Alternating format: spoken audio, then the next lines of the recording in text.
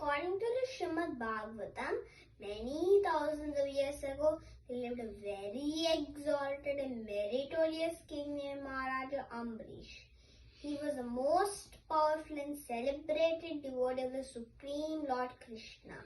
And although he was the emperor of the entire world and possessed an unlimited opulence, but Maharaja Ambarish did not care for it at all. Raja Ambarish constantly engaged his senses, mind, and everything he possessed in the service of the Lord.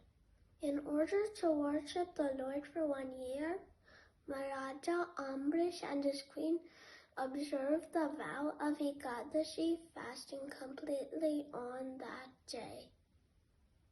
In the month of Kartika, after observing the vow for 1 year, after fasting for 3 nights and bathing in the river Yamuna, Maharaja Ambarish performed a bathing ceremony for the deity of the Lord Krishna with all paraphernalia. He dressed the deity of the Lord in fine clothing, ornaments, fragrant flower, garland, and other paraphernalia for the worship of the Lord. With the great attention and devotion, Ambarish Maharaja first worshipped Lord Krishna, and then he satisfied all the Brahmanas and guests who came to his palace.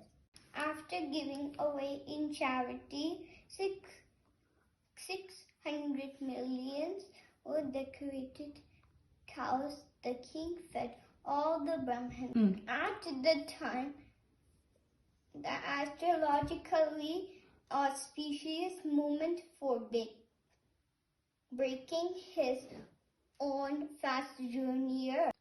Without wasting any more time, let's begin our drama on the glories of Ambarish Maharaja. Maharaj Ambarish is such a perfect ruler. It is great to see how devoted he is to the Lord. Indeed, his mind is always absorbed and meditating on the lotus feet of Krishna, and the words he speaks are always related to the glories of the Lord. Yes, he uses his hands to clean the temple, his ears to hear the glories of the Lord, and his eyes to see the beautiful deity of the Lord. His sense of touch is always touching the bodies of the devotees of the Lord. His nose is smelling the fragrance of the tulsi leaf offered to the Lord. His tongue for tasting Mahaprasad, his legs. His legs are always walking to the holy places, and his head is bowing down before the Lord. Yes, and all the desires of Maharaj Ambarish is to serve the Lord 24 hours a day. He's a pure devotee of the Lord, and his only attachment is to serve the Lord and his devotees. Surely, we are the most fortunate men to assist him. Come, it's about time of breaking his fast. Meanwhile, the Rasa Muni, who has been overhearing the conversation and becoming increasingly envious, comes to the front of the stage and begins to speak. Maharaja Ambarish, who does he think he is? He's just a puffed up king entangled in household affairs.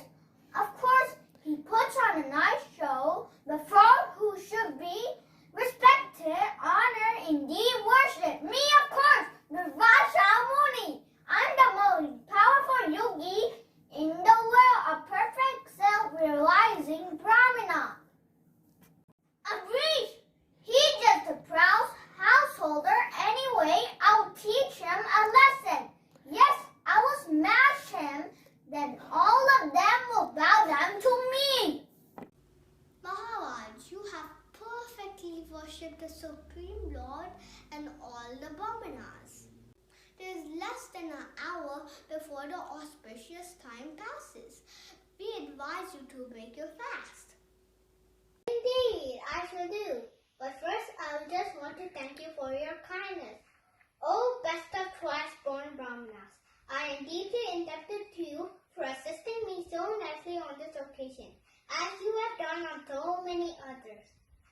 Maharaj, it's a great privilege and a great fortune for you allowed us to do so. You are kind, but in truth, I am the most fallen, a householder absorbed in politics, diplomacy, and other materialistic affairs. Without your guidance, I would have never been blessed with such nectarine opportunity to serve Lord Krishna.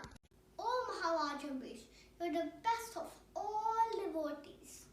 Only out of duty you act as a king, but you are completely fixed in devotional service to the Lord. Let me honor the prasada of the Lord and break the Ekadashi fast before the auspicious time has passed. My lord, I'm sorry to disturb you. The great mystery Yogi, the last someone has just entered the palace. What? Shoot him immediately. Such an elevated personality as Durvasamuni must be properly honored. Ah, Ambarish Maharaja! Durvasamuni, we are indeed honored by your presence. Yes, it is the duty of Brahmanas to travel and enlighten the entangled householders. Therefore, I decided to pay you a visit. It is our good fortune. Please sit down and allow us to serve you. Oh, great Sid, will you kindly take some eatables?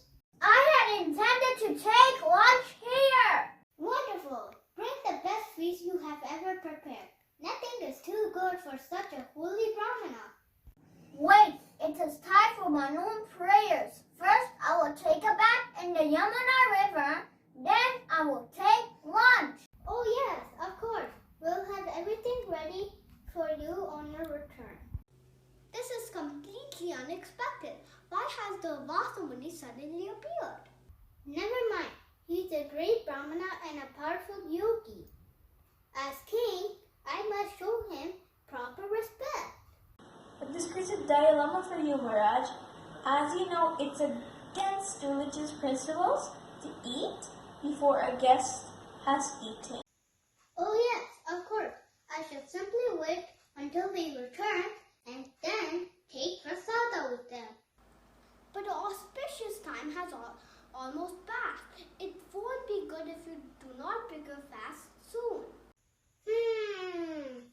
If I break the fast now, it will be an offense against the Dvasamuni.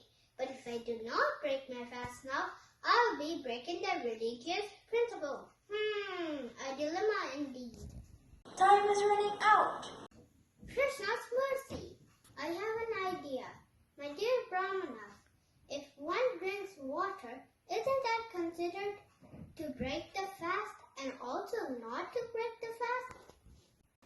Why, yes, if you drink a little water, it will be sufficient to break the fast. And at the same time, it will not break the rules of receiving a brahmana. It's a perfect solution. Come, Maharaj, take some water without delay, for the time is auspicious. Oh, my dear sage, you have bathed so soon. Please sit down. Everything is ready. I'll just have the prasada brought. Ambarish, do you take me for a fool? Oh, I am sorry. Have I offended you in any way? Do you not know that I have mystic powers? I know what goes in distant places and even in people's minds. I do not understand. Alas, just see the behavior of the cruel man. He's not a devotee of Lord Vishnu. Maharaja Ambarish, you invited me here as a guest, but instead of feeding me, you yourself had eaten first. You fool! You have offended me. Now I shall teach you a lesson. You never forget. Rah! Durvasa Muni pulls out a bunch of hair from his head and throws it to the ground. By his mystic power, a huge demon is created. The demon tries to kill Ambarish Maharaja, but Ambarish Maharaja doesn't even slightly move. The Lord's divine weapon, the Sudarshana Chakra, appears. It burns the demon to ashes and it comes to Durvasa Muni. Durvasa Muni exits in great haste. This Sudarshan disc, which is the most powerful of all weapons, is employed by the Lord to kill sinful and dangerous demons who threaten the Lord's devotees. And even Durvasa Muni would not flee in fear from that disc. Flying at the speed of mind, Durvasa Muni traveled all over the planet trying to escape the burning heat of the Sudarshan Chakra. The forests and mountains and even the depths of the ocean he fled, but wherever he went, he was immediately followed by the unbearable fire of the divine weapon. Then by his mystic power, Durvasa Muni left Earth's atmosphere and flew into outer space, seeking shelter on the higher planets. But even the demigods on the heavenly planet were unable to afford any shelter to the fearful Brahmana. Finally, in great anxiety, Durvasa Muni approached to the topmost planet in the universe, Satyaloka, where the chief of all the demigods, Lord Brahma, resides. Oh my Lord! Oh Lord Brahma! Please, you must help me, otherwise my life is finished! When time comes for the material world to end, along with all living entities, including me, are vanished by a flick of Lord Vishnu's eyebrows. We are not independent. As demigods, simply, we bow down to the Supreme Personality of Godhead. I, though the engineer of the whole universe, bow down to the Supreme Personality of Godhead, with whose grace I am able to do nothing. You mean you cannot help me? No, even if I wanted to, I cannot help you. Then I'm doomed, but wait, I will go to Kailash, the abode of Lord Shiva, who is even more powerful than Lord Brahma. Surely he will give me shelter. I feel the heat. I must run. After Lord Brahma expressed his inability to retract the Sudarshan Chakra, Durvasa Muni ran and went to Kailash Parvat, the residence of Lord Shiva. Reaching there, Durvasa Muni fell at Lord Shiva's feet and requested to protect him. Oh Lord Shiva, oh Mahadeva, oh Bhutanatha, greatest demigods, oh Lord of darkness. Durvasa Muni, do you want something from me? My Lord, I'm being pursued by the blazing disc of Lord Vishnu. Please, save me. Past, present, and future are known to me. Yet, I still bind the illusionary energy of the Supreme Lord Vishnu.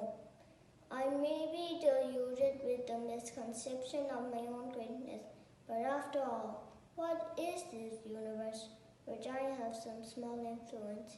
It is but one tiny universe, like a mustard seed amongst millions of others, wherein so many countless Shivas and Brahmas reside.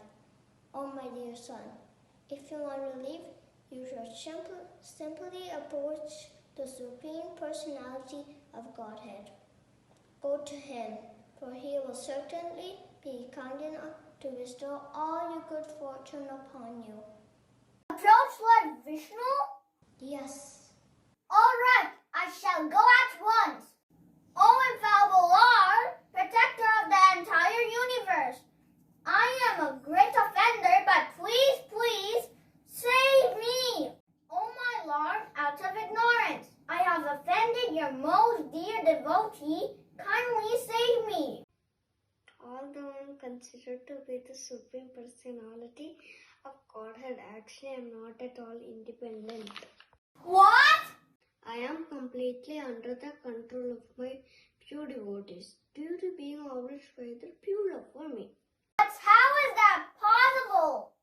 Because my pure devotees have given up everything simply to serve wives, husbands, children, riches, and even their bodily comfort. How can I give up such devotees at any time? Indeed, just as chaste woman brings her gentle husband under her control by service. My pure devotees who are equal to everyone and completely attached to me bring me under their full control. The pure devotee is always in the core of my heart, and I am always in the heart of my pure devotees. They know nothing else but me, and I know nothing else but them. Out of envy you have 100 Maharaja Ambarish, and this thirsty mind has become your greatest enemy. Therefore you should go to him without a moment's delay. I wish you all have good fortune. If you can satisfy Maharaja Ambarish, then there will be peace for you. After Lord Narayana explains to the Vasa Muni, the pure devotee is always in the core of my heart, and I am always in the core of the pure devotee. My devotees do not know anything else but me, and I do not know anything else but them. Sadhavo hridiyam mahiyam, sadhunam hridiyam tvaham, madanyatena jananti, naham tebhyo managapi. My dear Maharaja Ambarish, please forgive my offenses. Please save me, please help me. I've been fleeing the most fearsome Sudarshana Chakra for an entire year. O Sudarshan Chakra, you are fire, you are sun, and you are moon. You are water, earth, and sky. And you are the air. You are the maintainer of the entire universe. And you are Sudarshana, third noble vision of the Lord. Therefore, I offer my respectful obeisance unto you. Please be merciful to the Vasa Muni, and if I have accumulated any pious activities, or if the Supreme Lord is pleased with me in any way, I wish that this Brahmana be free from the pain of being burned. Oh Maharaja Ambarish, you have saved my life. You are so merciful in spite of my mistakes. You have prayed for my good fortune. My dear Brahmana, I deserve no credit for deliverance. Everything has happened by the mercy of the Lord. Come now, please sit down, and I will bring you sumptuous prasada. Today I have experienced the greatness of Lord's devotee. Yes, there is nothing in the three worlds which is superior to the association of a devotee like Maharaj Ambarish. Yes, indeed. Maharaj Ambarish has the good qualities of purity and humility. Why has he been fasting for 1 year from grains?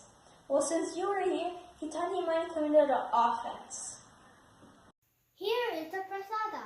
I hope it is to your satisfaction. I am satisfied by your grace. I'm fully satisfied. But Come now, I have made you to fast already. Sit down and take prasada. I insist. Maharaj Ambarish, I thought you're an ordinary human being. I tried to punish you. Now I learned my lesson. Now I understand you're the greatest devotee of Lord. Maharaj Ambarish, just by seeing you, touching your lotus feet, and talking with you, I'm greatly pleased. he left the palace and traveled into the skyway. He continuously glorified Maharaja Ambarish after being endured with all transcendental qualities. Maharaja Ambarish perfectly executed his devotional service to the Lord. After some time, to set the example, he gave up his kingdom and opulence and went to the forest to concentrate his mind fully on the Supreme Personality Srimad Bhagavatam gives the following benediction. Anyone who hears this narration will be liberated in this very lifetime. But one who describes or even thinks about the glorious activities of Maharaj Ambarish certainly becomes a pure devotee of the Lord. Hope you enjoyed our play. Hare Krishna. Thank you.